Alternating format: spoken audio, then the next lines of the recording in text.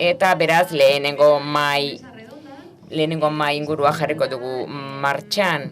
Eta dakizuenez, saiatzen ari gara estrategiak biltzen eta politikak biltzen, eta beste alde batetik esperientzia aurreratuagoak tokian bertan. Lehen mai honetan estrategietan oinarrituko gara. Elizabetek esan duen bezala, gurekin ditugu bakardari aurre egiteko estrategietako arduraduna, Bartzelonako arduraduna dugu, eta gero gure lurraldeetako estrategiak ere izango ditugu.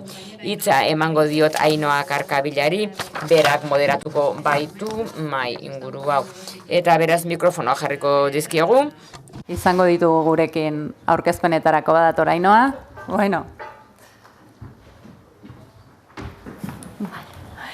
Bueno, entzuten zait, ezta? Vale. Falta zaizkit. Azkenean aldaketatxo hauek azkeneko momentukoak, baina bueno, adaptatzen gera. Kaixo guztioi, después de estas interbentzio hain inspiragarria hauen ondoren, orain lehen maira joango gara, orain lurreratu egingo gara pixka bat, eta estrategiak landuko ditugu orain. Atsegin handia da, privilegio handia da, gure artean izatea hainbat erakundeetako ordezkariak, estrategiak dituzenak bakardadaren inguruan eta ekimenak. Eta horrela partekatu izango dugu, horrela esperientzia eta ikaskuntza nagusiak saio honen helburua dena. Creo que lo de los micros se está alargando un poco. Bueno, la dinámica consistirá en... Dinamika izango da hauxe.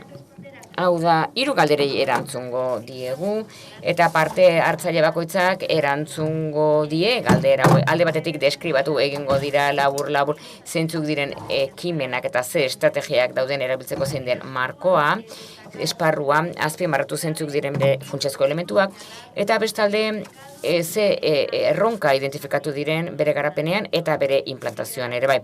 Eta demorarik balego ez dut uste, orduan egingo nituzke beste galdera batzuk, bai hemen eta baita ere kanpokoek ere aukera izango lukete. Si ya las que tengáis el micro, si queréis podéis ir pasando. Sí. Karma Pollino nos acompaña. Karma Pollino dugu gurekin. Haurtzaro, adineko eta gaztean teknikaria. Magda, dago berarekin ere, Magda Orozko, zuzendaria. Eta benetan eskerrak ematen dizkiegu onaino etorri direlako, Patricia Andres ere dugu gurekin. Gizarte ongizateko arduraduna, Arabatik dator bera. Eta gurekin izango ditugu ere Lourdes Urbano Beasko etxea, iraupen luzeko planen arduraduna, Bizkaiko Foru Aldunditik.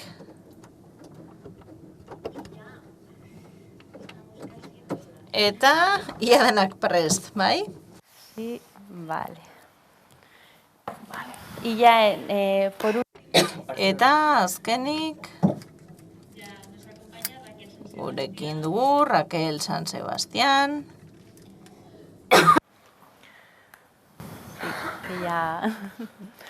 Raquel San Sebastián, que es directora general de Adinberri Fundazioko zuzendari nagusia, Gipuzkoako Foru Aldunditik dator. Ainhoa Becerra ere dator, fundazio beretik. Eta ongi etorria ematen dizuegu guztioi. Dinamika aurkeztu dudanez, iruditzen zait orain aproposena dela galderekin hastea. Ea, Magda. Karma barkatu. Zurekin hasiko naiz. Bartzelonako udalak 2020an estrategia bat jarri zuen martxan. Nola sortu zen, nori dago zuzenduta eta zein da misioa?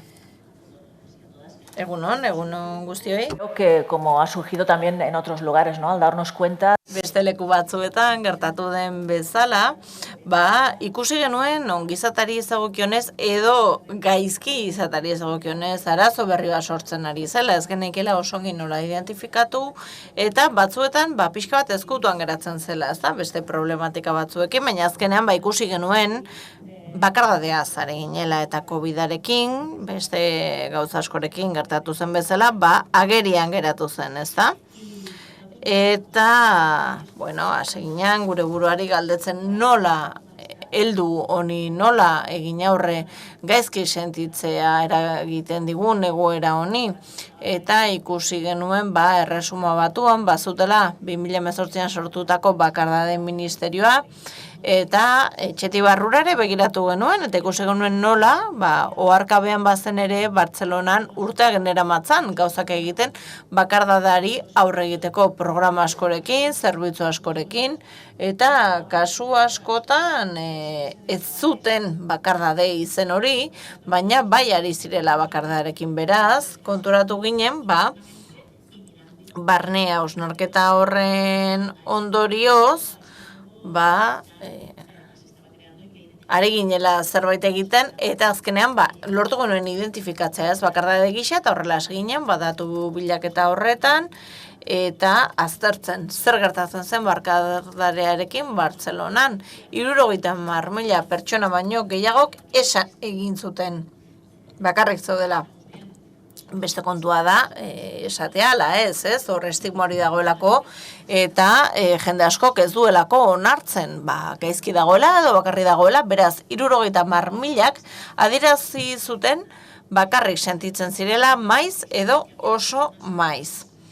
Bartzelonan ikusi genuen beraz, bakarrik sentitzen ziren pertsona asko zaudela, ez zirela soilik adinekoak, gazteak ere bazaudela, eta gehienak izan ere 16-24 urte bitarteko pertsona gazteak zirela, hori zirela bakarrik gehiago sentitzen zirenak. Eta bizi zikloen ikuspegi hori txertatu genuen bakardadea landu ahal izateko. Eta gure asmoa zen hori ikuspegi orokor batekin landu ahal izatea. Bakardadea gure hiri eremuan, hiri arazoa delako, eta gertatzen da, lehen mundu deritzogun horietako arazo bat, eta gure helburua zen epe luzearekin heltzea arazoari 2020-2030 aldi hori ezarri genuen, zerbitzuak ezarri ahal izateko. Eskerrik asko, primeran gainera denbora betetzen, zehazki 2 minutu, eskerrik asko, Patricia. Araba, punto, nola sortu zen, zen izan zen misioa, pixka bat errepikatu egingo du berak esandakoa, ez? Eta Elizabethek bere hitzaldian aipatutako asko ere. Arabako Foru Aldundiaren kasuan, 2019an helburu estrategikoen artean, nahi ezen bakardaren kasuan, eta Arabako Foru Aldundiak gizarte politiketako sailaren bidez, helburu estrategiko gisa ezarri zuen nahi ezen bakardari aurre egitea eta lurralde estrategia bat egiteko prozesuari ekin zitzaion. Gero eta handiago zen arazo horri heltzeko 2020ko urtea behin eta berriz aterako zaigu, ez da? Gai honetan behin eta berriro aipatuko dugu, azken batean agerian jarri zuelako, ez da? Jada aurretik zegoen erronka hori bakardarekin lotutakoa. Arabanen kasuan, laudatu aipatuko ditut, azken 18 urteetan 106 igo da bakarrik bizi den biztanleria. Ia 53.000 pertsona bizi dira bakarrik. Horietatik 128, 74 urtetik gorakoak dira, eta adinean aurrera ginala, ikusten dugu batez ere emakumeak direla bakarrik bizi direnak. 85 urtetik gorakoei erreparatuz gero, ia 109 dira, bai? Eta hor berriro agertzen da bakardadaren zeharkakotasuna. Alderdi hau ez da berezia adintarte baterako, ez da berezia adinekoentzako. Eta gure diskurtsoan eta berriz aipatzen dugu zerkakotasuna, baina benetan garrantzitsua iruditzen zaigulako, ez da? Badakigu berez, bakarrik bizitzak ez duela zertan ekarri bakarrik sentitzea, edo bakardadeaz ohartzea, eta aipatu da estigmatizazioa, egia da, askotan zaila dela detektatzea bakardadea, ez da gauza erraza, Elizabethek ere aipatu du, konplexua da, eta detektatze hutsa, ja, zaila da, ez da. Araba puntoren kasuan, lurralderen moari dagokionez, landa inguruneari eta herriei jarri diegu arreta, hiri eremuan jada ekimen asko egiten ari direlako, udalak, bestelako entitateak, hainbat ekintza daude jada martxan, beraz aldundiak erabaki du beste lurralde eremu horretara jotzea berez konplexua da, Arabaren ezaugarriak direla eta, bere biztanleen banaketa dela eta hori da, ez, gero ere aipatuko dugun erronka nagusi horietako bat, ez da? Erronka bat da, gure banaketa demografikoa.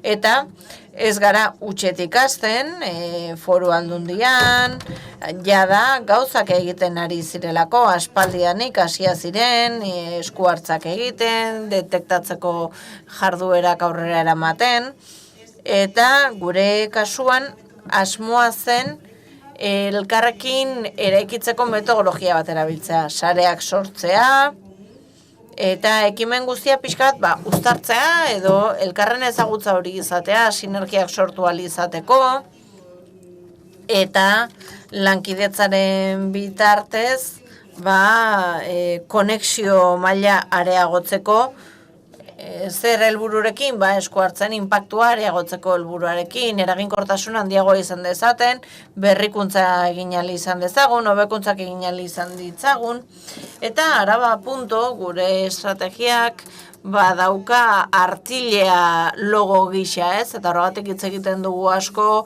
harilkatzeaz, zeuntzeaz, sarez, badelako, gure lan egiteko modua, banako arduraren eta aktibazioaren bidez lan egiten dugu, eta baita ere elkartasun komunitarioaren ikuspegitik. Beti ulertzen dugu, noski, garapen komunitario egon behar dela, baina zerbitzu publikoak eman behar diola babesa horri. Eta zuk ibilbidea aipatu duzunean, zuk 10 urte aipatu dituzu zuen eperako, ez da? Guk ere hasiera batean peluzeko begirada hori jarri nahi izan genuen, 4 urterekin hasi ginen, baina helburua da gure plan eta ekintza guztietan berme bat ezarri izatea, gehiago iraun dezan. Eta uste dut adierazten ari zarela, denbora hanbaitu zaidala, ez da? Badaukazu ere zuen webgunea, ez da? Eskerrik asko. Ahora aquí... Eta, denbora ez dugu sobera, Lourdes, etxetik zerbitzua nola sortu zen, zein da irismena? Nik aipatu nahiko nuke, etxetik eki buruz hitz egingo dugula, iraupen luzeko zainketekin lan egiten dugu, eta zentzu horretan bada pixka esparru zabalagokoa. Baina, zati oso handi bat zaintzaileen bakardadeari buruzkoa da, eta hori askotan ez aipatzen. Nola sortu zen etxetik? Hau ere 2008an sortu zen, denok aipatu dugu da 2008, ez da? 2008an erronka bat jarri genion gure buruari, eta erronka horren arabera, eguneko zentro tradizional horiek eraldatu egin nahi genituen. Bestelako arreta eredu bat eskaini nahi genuen. Eta zentroaren inguruan bizi diren pertsonetako asko, genekien etxean zainduak izaten direla, eta ikusi genuen, teknologia baliatuz eta referentziazko zentro bat eskainiz, luzatu genezakela etxean zaintzeko aukera hori. Horrela hasi ginen, eta genuen erronka, baina ez konponbidea, beraz, kontsulta prozesu batiekin genion, irtenbide berritzaileak nahi genituelako, eta ikusten genuelako, ez zegoela enpresa zehatz bat, edo gauza zehatz bat, erantzun bat emango ziguna, baizik eta asko izan zitezkeela, 30 enpresa aurkeztu ziren, guztira, hainbat ere mutakoak. Zeuden enpresa, ertain eta txikia mikroenpresak, enpresa oso handiak, enpresa teknologikoak, era guztietakoak. Eta egin genuena zen, bultzatu elkarrezagutza hori, eta irtenbidea proposatzen zituzten norbere aldetik, eta horrela lehen kontratu publikoa egin genuen lehenengo zentroaren esleipena egiteko. Zentro batekin hasi ginen, eta hartu genituen sortu ziren ideia hori guztiak, enpresek proposatu zizkigutenak, eta, esan genuen, guazen aplikatzera ikasiko dugu, noski, biztan da, horrela ikasten dela, eginez. Etxetik zentroa Bilbon ezarri genuen, lehenengoa etxean izen, hasi ginen, hiri ingurune batean hasi nahi genuen, bazoelako adineko bizanle asko gertu. Eta enpresen batasun bat edo elkarte bat izan zen esleipenduna, eta osatzen ziren zaintzen adituak zirenak, datuen tratamenduan adituak zirenak, kudeaketan adituak zirenak, eta etxetik bada zerbitzu bat azken batean, zerbitzu bat doakoa, eta helburua da prebentzioa eta arreta eskaintzea. Etxean dauden pertsonentzat eta zentrora joaten direnentzat ere. Doakoa da zerbitzua, beste zerbitzu guztia bezala, eta hemen gertatzen dena da, badaudela, batetik, mendekotasuna duten pertsonentzako alderdi bat, baina badago ere zaintzaileentzako beste alderdi bat. Hori sartzen da etxetiken barruan. Eta pertsonalizazioa ere bereziki zaintzen dugu. Ekosistema osoan izan nahi dugu eragin bat, eta kontuan hartzen dugu, gero ere aipatuko dugun bezala, zaintzailearen irudia, zer beldur izan dezakeen, nola sentitu daitekeen bakarrik, deskonektatuta, zaintzen duen pertsonaz, bizi kalitatea ere, bada gure helburuetako bat, nahi gabe, jendea erakundeetara iristea saiestu nahi dugu. Eta baita ere, zaintzaileen gehiagizko lankarga saiestu nahiko genuke. Hasi ginen etxean izen, etxe berrin jarraitu genuen, Txurdinagako eremu horretara iristen da, bere irismena, enkarterrietarako ere beste bat hasiko dugu, landa eremuari helduz, eta badaude ere, Basaurikoa eta Mungiakoa prozesuan, abian daude. Eta ideia da, 2008ko lehen zeilerako lurraldaren 50% estalita izatea. Gero kontatuko dizu gehiago, bai? Seguro, gainditu dela denbora. ¿Cómo surge? Y Ariak también nos ha recordado, ¿no? Nola sortu zen, berak ere aipatu du ez, artile hori. Bueno, Gipuzkoako Foru Aldundiaren kasuan eta Dinberriketik Ariak sortu zen bakardadeak azterlan horren ondorioz Matia Institutuak sustatu zuen 2018ko Adinberri estrategiaren harira. Eta Gipuzkoako argazki bat genuen azterlan horretan eta guretzat benetan kezkagarria zen. Gure adinekoen 129,5, 55 urtetik gorakoa, bakarrik sentitzen ziren, baina soilik 105 aitortzen zuen. Esas cifras, ¿no? Zifra horietan gaude, eta Danimarka adibidez 2,6 dauden errekonozimendu horretan, edo Grezian 1,13an. Erreferentzia gisa argi dago fenomeno horri aurre egin behar geniola, estigma bat zegoela zentzu horretan. Helburu nagusia Ariak estrategian da lurraldeko herritar guztiek eskura izan ditzaten tresnak, baliabideak, pertsonak, jarduerak eta ekimenak prebentzio eta abordaje edo aurre egin dezaioten bakardadari lotura afektiboak izan ditzaten, parte hartzeko aukerak eta baita ere binkulazio soziala. Eta irismenari dagokionez eta norentzat den, foko nagusia adineko pertsonak dira adinberri barruan. Hori delako gure ikuspegi nagusia eta sartze prozesuetan oinarritzen da, baina azken batean gizarte osoarentzat da. Belaunaldi arteko elkartasuna ikuste dugu funtsezkoa dela. Eta ruraldetasunari dagokionez, Gipuzkoako parte batean, noski, baina Euskadi barruan ere bagaude, Eusko Jaurlaritzaren bitartez, nazioarteko proiektzioa ere badugu, Interreken ere parte hartzen ari gara. Ezagutu nahi ditugulako beste lurralde batzuetako praktikak. Laburra izango naiz, noski, itxoin, Ainoa, baina azpimarratu nahi dut ze ibilbide, ze bide horri izan dugun estrategia honetan. Hau da, kopartzaidetua izan dela eta horrela eraiki zen. azterlan batetik hasi ginen, baina otsailean, pandemia, baina pixata aurrera xago, 2020an, talde motor bat jarri genuen martxan eta oinarrizko dokumentu bat sortu genuen eta balioan jarri genituen jadanik abian zeuden ekimenak lurraldean. 2021an prozesu oso zabala egin zen parte hartzeari dagokionez eta martxan jarri zen Gipuzkoako 10 eskualdeetan.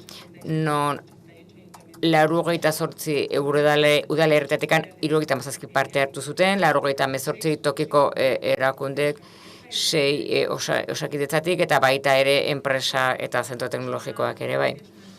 Beraz, estrategia oso partaidetua izan da, eta jasotako ekarpenei esker, estrategia landu zen erabat. Gainera, ziz egon da gurekin lanean prozesu osoan, oso modu aktiboan. Estrategia hau, etorkizuna erekitzen barruan dago, 30 Gipuzkoako agendaren barruan, eta baita ere adineko pertsonekin egiten den estrategiaren barruan Eusko Jaurlaritzatik, eta baita ere lerrokatuta dago Europarekin, ikusi ditugun ondorio askotan, lehen ikusi dugun bezala 2022an, estrategiaren ondoren, egin genuen komunikazio prozesu eta edapen prozesu bat 2 helburu zituena. Hau da, udaletxe oiei, teknikari oiei, eragile oiei berriro devoluzio bat egitea, baina baita ere ezagutzera eman nahi genuen estrategia herritarren aurrean. Beraz, prozesu bat izan zen eskualde maila, 10 ekitaldi egin ziren udalerri horietan, eta jarduera plana jarri zen martxan. Agenda eta estrategiaren jarduera plana era aurkeztu zen. Eta orain, 2023an, abian jarri dugu Arian Hub izeneko zerbitzu bat. Hau da, idazkaritza teknikoa eskaintzen du, zerbitzu tekniko bat, aditu talde bat, eta gogoeta talde bat. Eta horrek babesa emango die sortuko diren proiektu traktorei eskualde mailan estrategia hau aurrera eramateko. Eta gero esan baita ere abian jarriko dela aurten bakardadearen behatokia, ze adin berrik badu ere tresna bat azia izena duena, adimen sistema aurreratua, kofinantzatu egiten duzko Jaurlaritzak, eta hor ere, tarte bat egin nahi diogu bakardadeari oso modu berezian. Eskerrik asko Raquel, hainbat gauza esan dira. Jadanik, baina orain, oinarritu nahiko genuke elementu funtsezkoetan. Hau da, zure kasuan karma udal estrategiaren barruan zer azpimarratuko zenuke? Oinarrian zeharkakotasuna eta gero simplifikazioa baita ere.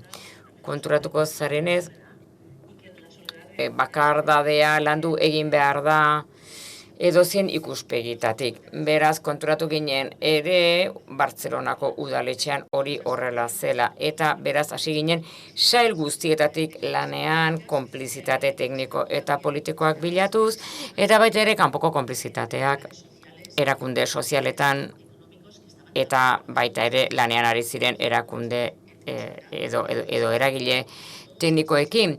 Askotan bakardadearekin lanean ari ziren konturatu gabe. Zeharkakotasun hori beraz eta horrela landu genuen estrategia eta lanean jarraitzen dugu oraindik ere. 5 lan arlo oinarrizko ditugu. Bat akademikoa, aholkularitza kontseilu zientifiko akademikoa sortu genuen, 18 aditurekin, akademiarekin lotuta, eta eremu sozialetan, zientzu sozialetan, antropologia, soziologia, arlokoak, artikuluak idatzitzaten. Hemen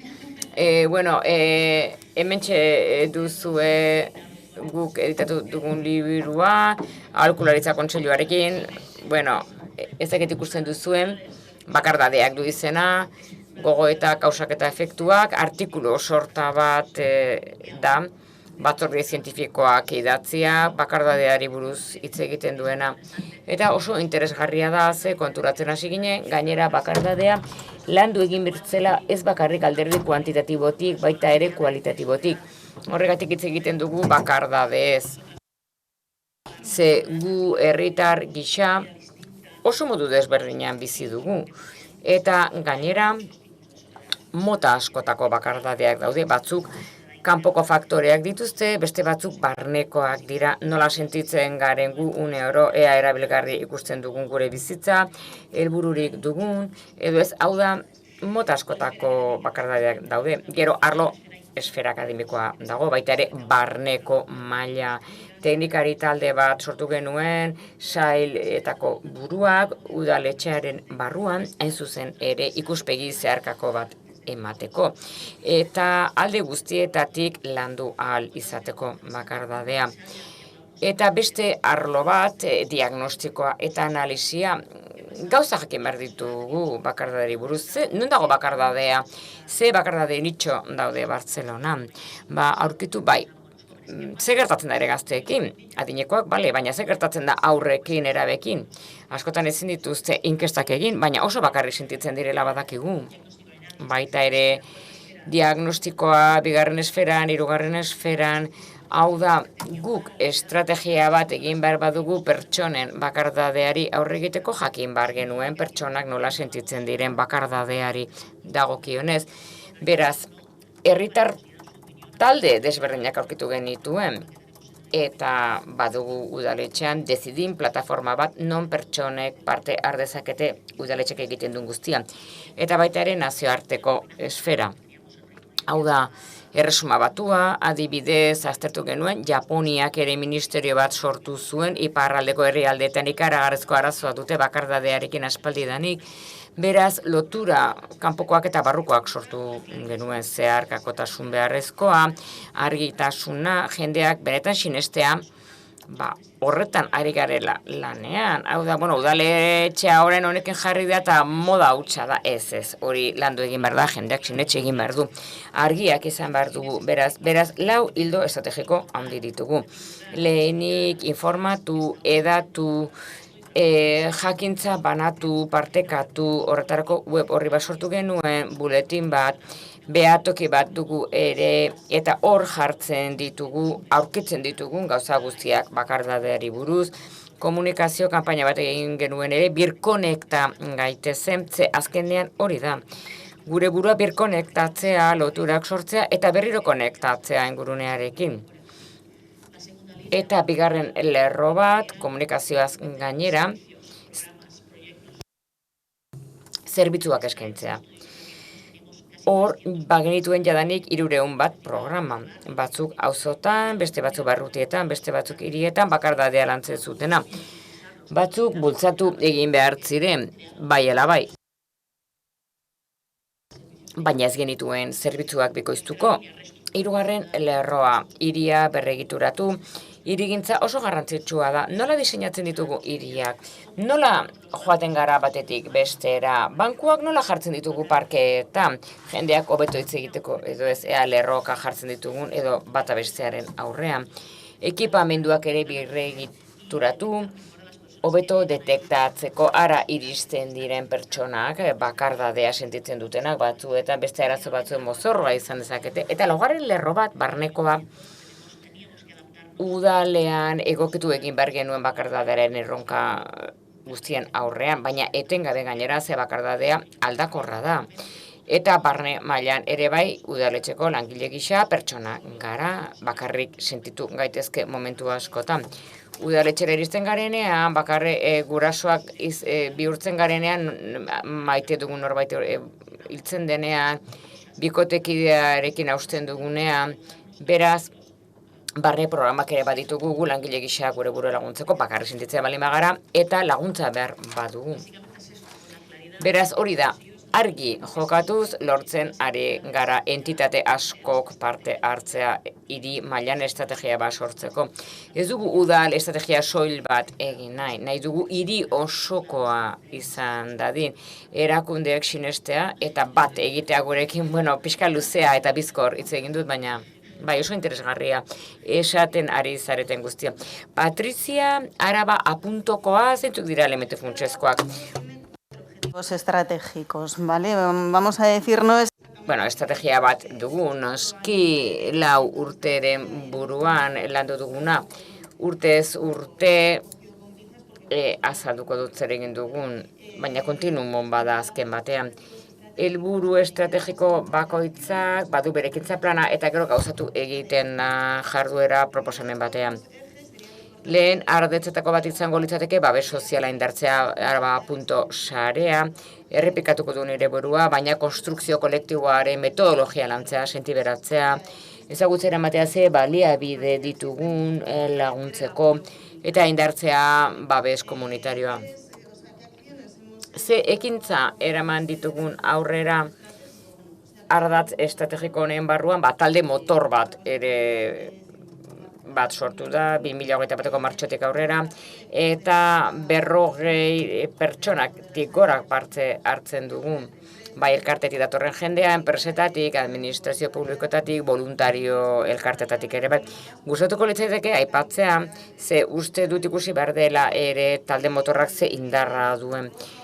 Gurutze gorriak, azkunean, nagusi lanek batenik, bibirkon boz propia landaguneko emakumeak, pentsio dunak, eta baita ere erizaintzako elkarteak, ubikare, baita ere Aialako kuadrilla, Llodioko udaletxea, profesional, foru mailako profesionalak, prebentzio teknikariak, langile sozialak, landaguneko erroa dutenak, animazio irakasleak, talde motor hori lanean ari da ordudanik, hilean behin biltzen gara, modu kolektiboan lan egin dugu, ekintza plan komunitario bat sortzeko.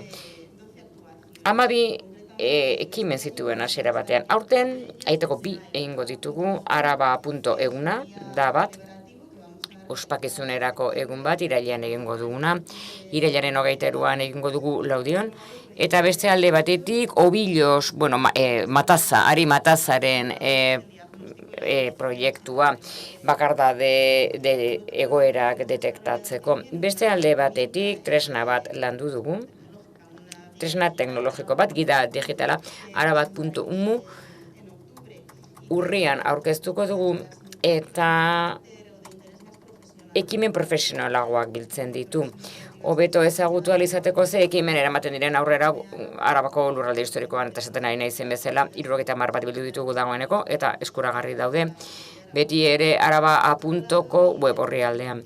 Eta berriki oso garrantzitsua mugarri bat da Arabako foroa, udalerrien foroa, nahi ez den bakardaderen inguruan. 37 udalerri eta alkate jaun Andre bildu dira, Araban eta atxikipen adierazpen bat sinatu dute, araba.on. Konpromiso bat ere badago, konpromisoa 7 ekintza jarduera ardatzetan, prebentzioa, sentiberatzea, detekzioa, ingurune inklusibo eta deiskidetsuak sortzea, informatzea ze baliabide dauden, profesionalen prestakuntza eta profil profesionalak berriro lantzea, adibidez, gileak ere aipatuko ditudanak aurrerago, ikusteko ze behar dauden eta ze baliabide dauden udalerrietan. Bigarren ardatz estrategikoa, ez nazik gehiagik sartuko honetan, ze hurrengo mailan horri buruz hitz egingo dute.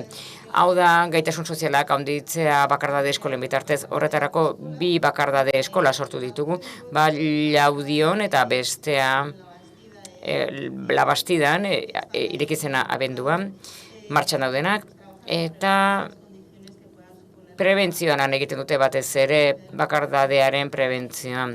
Hau da, arriskua saieste aldera. Eta eskola hauen sorreran jarraitutasun bat eman nahi diegu, horretarako gida bat sortuko da, eta horrela babestu egingo dira udalak, udalerriak, eskola hauek ezarri alizateko beren udalerrietan, eta bestalde, eta zeharkakotasun hori berriro aipatuz, kontua ez da bakarrik adinekoak daudela arazo honen erdigunean, eta horretarako unitate didaktiko bat egin nahi dugu, bigarren hezkuntzako ikasleentzat, eta pixka bat lantzeko zer den sentiberatzea, baina baita ere prebentzioa lantzeko noski, eta bestetik profesional sozio-sanitarioak ezteko. Adibidez ehungile komunitarioak jadanik aipatu ditudanak. Eta 3. ardatza izango litzateke interakzio soziala handitzea, Araba inklusiboa bat lortzeko. Hor, ahotsa eman nahi diegu adineko pertsonei parte har dezaten, ekintza, belaunaldien arteko ekintzak sortzeko, ingurune adiskidetsuak, arrakala digitalari ere aurre egiteko, besteak beste, errekonozimendua sortzeko, adina saria sortzea, jardunbide egokiak sustatzea, bizikidetza belaunaldien artean, eta komunikabideekin ere lan egitea zentzu honetan. Eta laugarren ardatza izango litzateke ikerketa bultzatzea, berrikuntza bultzatzea, Innova.du izena.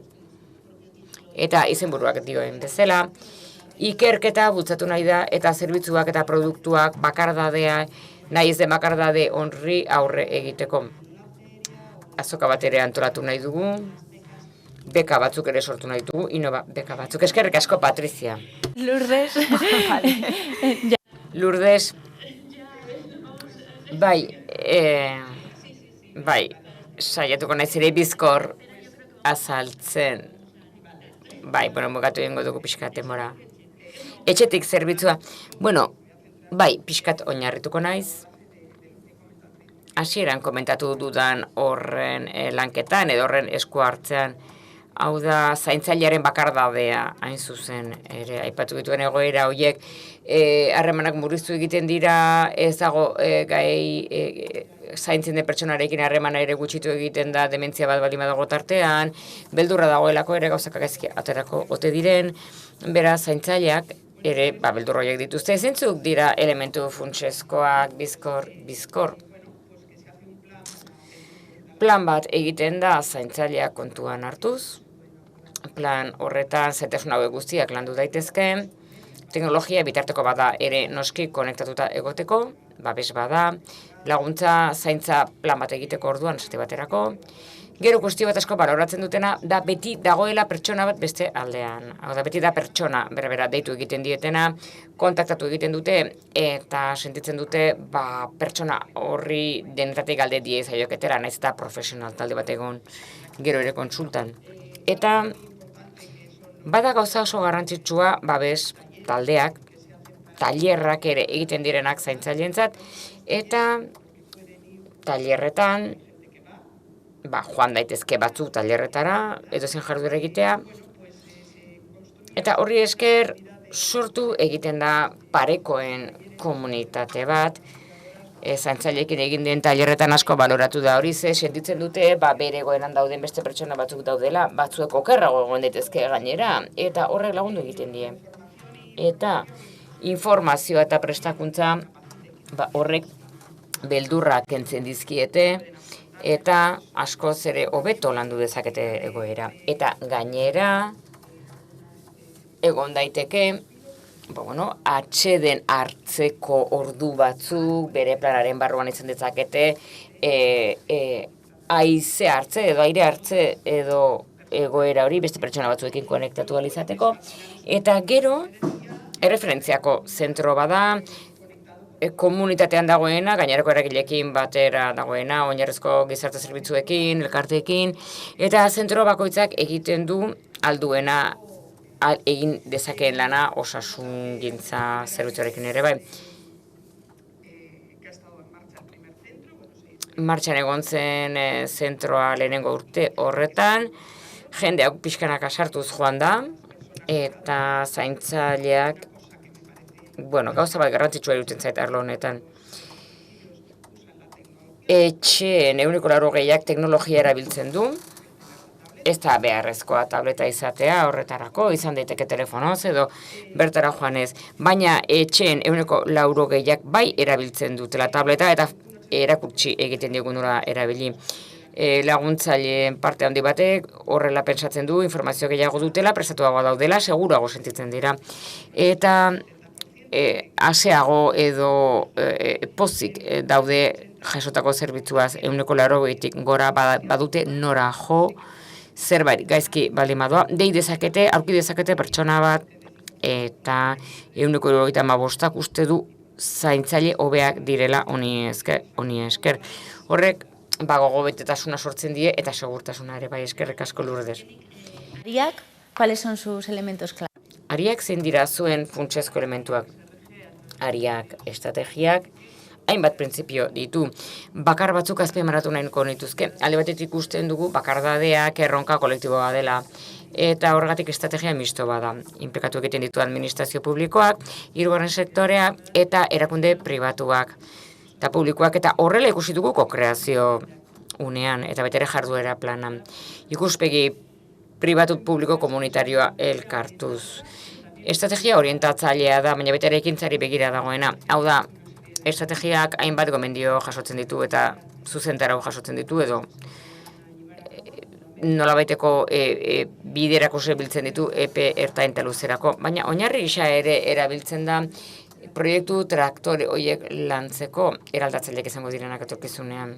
Eta bakar batzuk aipatzearren, ikuspegi zeharkakoa du ere begirada honek, ez? Bakardadearen begirada, etxe lagun proiektua dugu esate baterako, Euskal Herriko Unibertsitatearekin edo kale lagun hirigintzari lotuagoa, baita ere soluzio habitazionalak, alternatiboak, co-housing belaunaldi artekoa adibidez, kulturan ere egin dugu akordio bat, Euskadiko abesbatzen elkarteekin, ze topagune bat badira, eta bizikidetza leku bat badira, eta nola baita bakardadeari aurre egiten diete. Beste printzipio bada, atxikipen voluntarioa. Hau da, proiektuaz ari gara, eragilez ari gara, baina herritar gisa zer egin dezakegu. Eta hemen azpimarratzen ari gara, begirada aldatu egin behar dela, mugimendu honekin bat egin behar dela, horretarako estrategian dekalogo bat jasotzen da, 10 baieztapen biltzen dituena. Eta zer da atxikitzea? Partekatzea balio horiek eta ikuspegi humanista eta empatiko hori. Eta aplikatu eguneroko lanean, gure eguneroko ohituretan. Guk bakardade egoera horiek identifika ditzagun eta lagun dezagun harreman interpertsonal horietan, gero pertsonalizazioa ere badago hasieran esan den bezala. Aipatu dira bakardadeak pluralean, oso subjektiboak dira eta bakoitzarenak noski. Beraz, kontuan izan behar da, jarduera horiek diseinatzerakoan norberaren bizi proiektua eta autonomia eta ahalduntzea bultzatzea. Ikuspegi komunitarioa ere hor dago eta komunitate batek kide izatea, pertenentzia. Hau da, lehen mailako harremanei buruz ari gara, familian inguruko harremanei, auzoko edoekin ditugun harremanei, beraz, komunitate inklusiboak sortu barritugu irekiak. Eta horrela pertenentzia zentzu hori bultzatzeko. Beraz, tokiko ikuspegia oso garrantzitsua da, prozesuan ere ikusi dugu udaletxek eginkizun funtsezkoa dute. Guk egin dugun mapatzean 600 ekimen, baina gehiago daude 77 udalerrietan. Eta jarduera horiek oso hurbilekoak izan behar dute, pertsonarenkiko oso hurbilak. Ikuspegia komunitarioa da, eta baita ere estrategia hau prebentziari begira dago. Zentzu horretan, badakigu, ariaken bitartez, ez dela bakardadea desagerraraziko erabat, baina nahi dugu nolabait modu hautemangarri batean faktore horiei aurka egin bakardadearekin ez dezaten. Eta estrategia intersektoriala eta zerkakoa da ere bai. Hau da bakardadea aurre egitea gizartearen arlo askotatik egin bertzaio, hirigintza, etxebizitza, aisia tartean daude. Lan guneetan, espazio publikoetan, osasun zerbitzuetan, besteak beste 12 jarduera tipo biltzen dira. 3 prebentzio mailen barruan, lehen mailakoa, bigarrena eta 3. mailakoa. Beti ere sektore haukin lerrokatuta. Eskerrik asko. Bueno, gauza asko ateratzen ari dira. Barkatu? Ez da entzuten? Bai, orain bai. Bueno, ikusten dut ideia partekatu asko atera direla, eta, behar baino gehiago luzatu gara, beraz, orain eskatuko nizueke, labur izateko eta erronkak aipatzeko. Zentzuk dira erronka nagusiak implantazioari dagokionez. Beti ere estrategia bakoitzak duen bilakaera kontuan hartuz, baina hau izango da azken brotxea. Bai, ze erronkak asko daude. Baina apunte, bai, 4 titular. Bueno, datuak ikusga ezintasuna, datuak biltzen jarraitu etengabe. Horregatik, udal inkestetan beti galdetu egiten dugu bakardaderi buruz zuzenean eta zeharka jakiteko urte batetik bestera nola goazen. Ea bakarde gehiago gutxiago dagoen eta non gauden. Ikus ezintasuna badakigu Bartzelonan bakarrik dauden pertsonak daudela, baina badakigu gehiago daudela eta ez dakigu zein diren. Ikus ezinak dira oraindik guretzat. Oraindik ez daudelako gure zerbitzuetan edo gure programetan. Nola iritsi pertsona hauengana hemen? Erakundekin batera lan egiten dugu, lan bikaina egiten ari direnak, eta baita ere, bere lanengatik etxeetara iristen direnak, suhiltzaileak, udaltzainak eta bar. Komunitatea, hau da, bakardadaren kontrako borroka auzoetan hasten da, deskonektatu egin gara auzoetan. Erakundekin lan egin behar da eta espazio komunitariokin, eta prestakuntza. Jakin behar dugu zeri buruz hitz egiten dugun, bakardadeaz hitz egiten dugunean. Horregatik oso korpus interesgarria dugu, doainik jetxe daiteke gure web horrian, eta gure profesionalak udaletxean prestatzen ari dira, eta erabiltzen ari dira bere ezagutzetarako. Gainera gidak argitaratu ditugu, detektatzeko nola garatutzen den bakardadea, adinez nagusientzat eta baita ere haurretan erabentzat, eta gainera sartzen ari gara klausula, kontatu klausulak beharra dute zerbitzuetan, prestakuntza beharra sartu ahal izateko. Hau da gurekin lan egiten duten pertsonak prestatzen joateko. Mundu guztia jakin dezan zeri buruz ari den hitz egiten, bakardadeaz hitz egiten duenean. Titulares. Patrizia titularrak. Gure kasuan 4 erronka nagusi bat, lan kolaboratiboa eta lan talde bat sortzea parte hartzen duten hainbeste talderekin.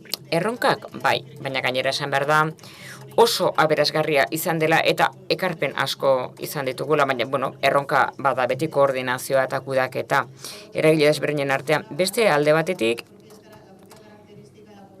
biztan lehen ezaugarriak Araban, bere banaketa oso berezia da. Eta erronka bada, neurri, beste leku batzutako neurriak, ez dira berdinak kuadrilla beretan edo herrialde berberetan. Eta beste erronketako bada baliabide mugatuena. Beraz, guk apustu bat egin dugu.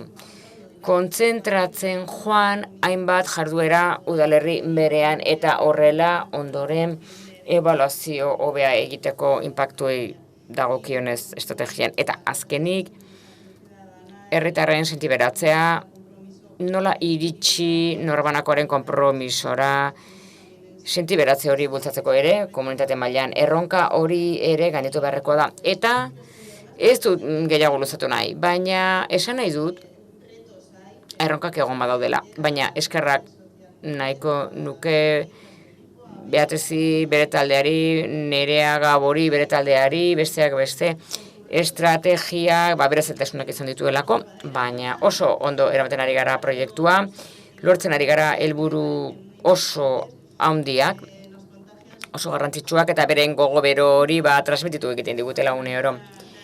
Gero kontatuko digute, Eta gonbidatu baita ere denoi gure web horrian sar zaitezten, araba.eus, hor dago deskribapen guztia eta talde osoak egiten duena. Eta bukatu gure mezuarekin, araba apunto dago, prest dago zuek, ala espero dezagun Lourdes. Lourdes etxetiken erronka nagusiak? Batetik pertsonalizazioa eta dibertsifikazioa, aipatu dira eta oso garrantzitsuak iruditzen zaizkit. Mendekotasuna duten pertsonak adintarte guztietakoak dira, kausak ere ugariak dira, eta zaintzaileen kasuan ere gauza bera adin guztietakoak eta oso anitzak. Beraz, hori da eskuartean dugun erronketako bat. Noski, baita ere detekzioa sistematizatzea. 2 urte, besterik ez dara matzagu, beraz garrantzitsua detektatzea, bakardadea, eskuartzeak, ikuspegi komunitario horretan arreta berezia jartzea, lotura dagoelako ere udaleko zerbitzuekin, osasun zerbitzuekin, eragileekin, baina hor indar handiagoa jartzea, sistematizazio handiagoa lortzeko. Informazio eta datua partekatzea, funtsezkoa iruditzen zaigu, eta gero, edatzearen erronka hori ez, leku ugarietara, iritsi behar gara, hiri ere mutikasi gara, lan ere mura, mugituko gara, eta hor adibidez, Karrantzan beste puntu bat jarri beharko dugu, eta erronka hori bertan dugu, bai ekainean dator.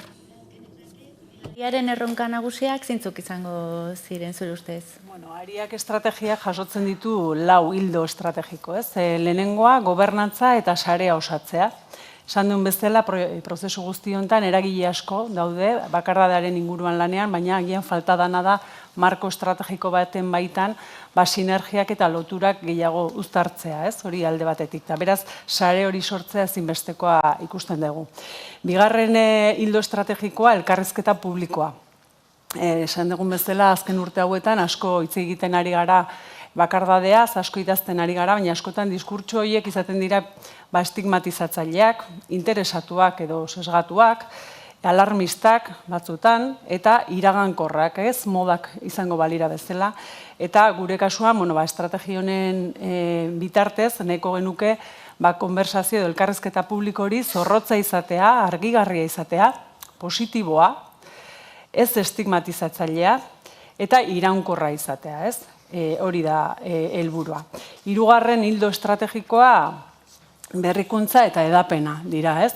Esaten nahi ere, mapeatu ditugula hainbat ekimen, udalerri ezberdinetan zehar, baina importantea da ere, esperimentatzea eta proiektu berritzaileak sustatzea. Ondoren, emaitz positiboak ematen dituzten horiek, hedatu ahal izateko lurralde osoan zehar. Eta laugarren ildo estrategikoa ebaluazioa eta ezagutza. Eta nik usten dut, Elisabetek oso ondo erakutsi digula, oraindik oso ezagutza mugatua dagola, ez? Ondo dakizkigu edo evidentziak ditugu bakardadearen ondorioak dakarren horrena. Baina ez hainbeste bakardaderi buruzko ezagutza eta ikerkuntza hori. Beraz ezinbestekoa ikusten dugu, ekimen hauen baitan, ekimen berritzaile hauen baitan, ezagutza, ikerketa, sortzea guztionen inguruan, ez?